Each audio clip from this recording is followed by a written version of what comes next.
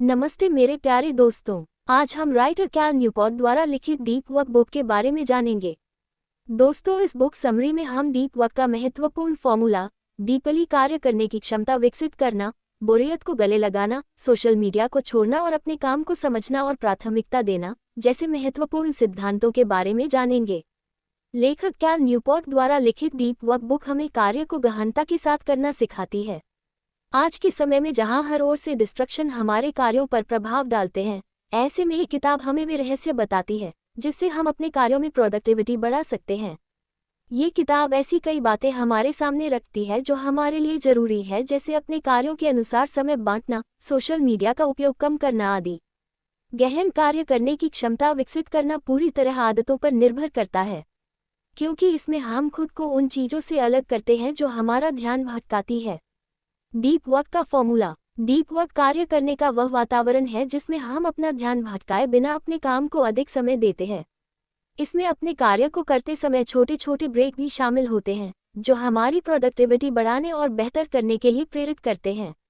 Deep work को follow न कर पाने की विडंबना यह है कि खाली समय की तुलना में नौकरियों का आनंद लेना वास्तव में आसान होता है, क्योंकि उनमें लक्ष्य, फीडबैक, नियम और चुनौतियां होती हैं जो हमें अपने कार्यों में शामिल होने, ध्यान केंद्रित करने और उसमें खुद को खो देने के लिए प्रोत्साहित करती है।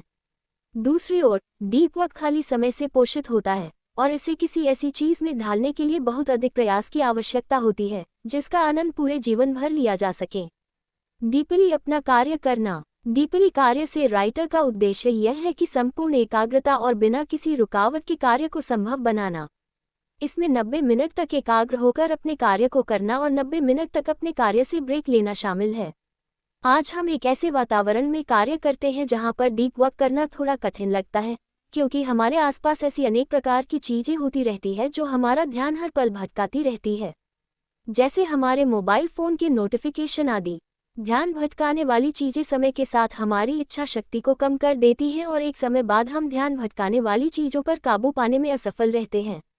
जब तक हम अपनी आदतों के बारे में सचेत नहीं रहेंगे, तब तक हमारे साथ यही होता रहता है, भले ही हमारी नियत और इरादे कुछ भी हो। इससे अच्छा है कि हम अपने कामकाजी जीवन में समझदारी से कुछ व्यवस्थाएं और दिनचर्या विकसित करें जो हमें डीपली कार्य करने की क्षमता विकसित कर सकें। बोरियत को गले लगाना। बोरियत को गले लगाने से राइटर का अर्थ है कि हमें सफलता प्राप्त करने के लिए हमें अपने कार्यों को बार बार दोहराना पड़ता है। जिन कार्यों को हम बार बार दोहराते हैं उसमें बोरियत महसूस होना सामान्य बात है। इस बोरियत को स्वीकार करते हुए आगे बढ़ना ही हमें उस कार्यों में सफलता दिलाता है।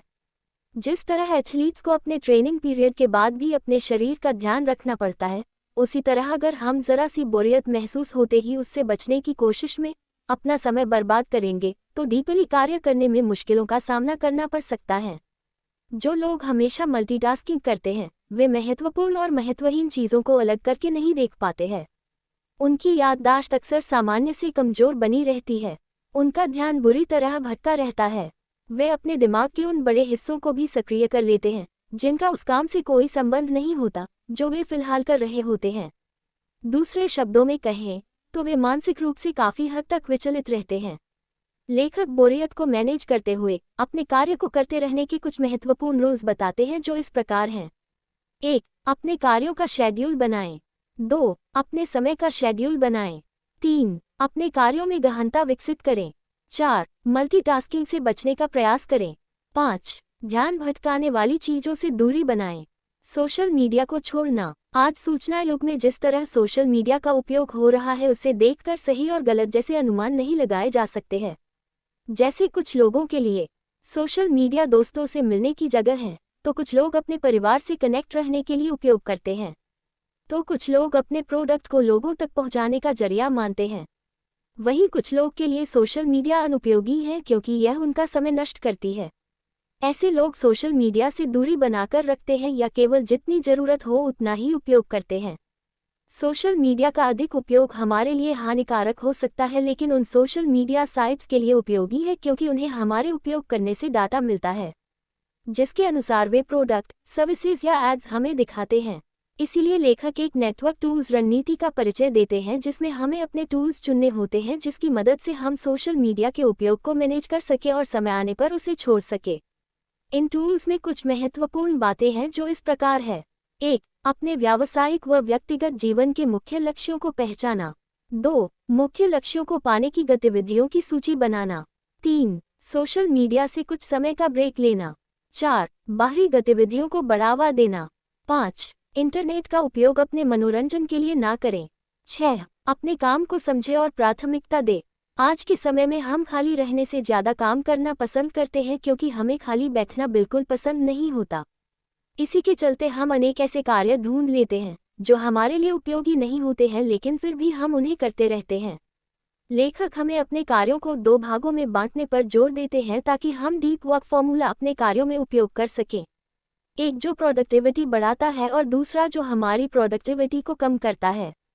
हमें उन कार्यों पर ध्यान देना चाहिए जो हमारी प्रोडक्टिविटी को कम करते हैं ताकि हम जिस प्रोडक्टिविटी लेवल से कार्य करते हैं उस स्तर से नीचे ना गिरे। लेखक ने प्रोडक्टिविटी बढ़ाने वाले कार्यों पर ध्यान देने के लिए कुछ महत्वपूर्ण बातें बताई हैं जो इस प्रकार है। 1. अपना लक्ष्य चुनना और उसे प्राथमिकता देना।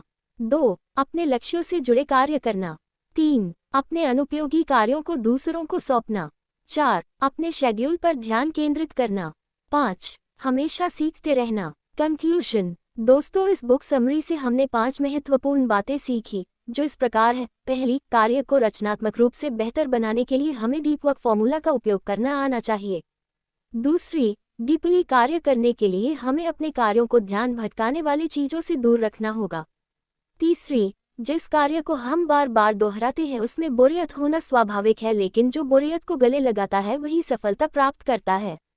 चौथी, सोशल मीडिया का उपयोग कम से कम करना या छोड़ना हमारे लिए समय बढ़ा सकता है जिससे हम अपने कार्यों को गहनता के साथ कर सकते हैं। पांचवी, अपने लक्ष्यों को तीव्रता से प्राप्त करने के लिए अपने कार्यों को समझें और प्राथमिकता दें। धन्यवाद दोस्तों, चैनल को सब्सक्राइब करें, वीडियो को लाइक करें और अपनी राय कमेंट बॉक्स में ज़रूर दें।